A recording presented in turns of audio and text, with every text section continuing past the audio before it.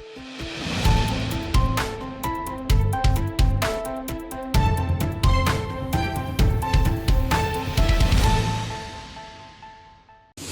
News नाज़रीन, भिचा सिंह जे महान कवि शायर शेख हयात जे विछोड़े के 27 साल गुज़री विया। सखावत खाते भिचा पारां ऐं सियासी समाजी सहाफ़ती अदबी तंज़ीमनि पारां अॼु भिचा में कराड़ जे कप ते संदसि यादि में 27वीं वरसी मल्हाई पई वञे।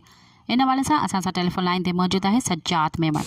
जी सज्जाद, वधीक तफ़सील खां आगाह कजो, छा तफ़सीलात आहिनि? जी बिल्कुल, भिटशा जे महान कवि शायर शेख हयात जे विछोड़े के 27 साल गुज़री विया। सखावत खाते भिटशा पारां ऐं सियासी समाजी सहाफ़ती अदबी तंज़ीमनि पारां अॼु भिटशा में कराड़ जे कप ते संदसि यादि में 27वीं वरसी मल्हाई वई।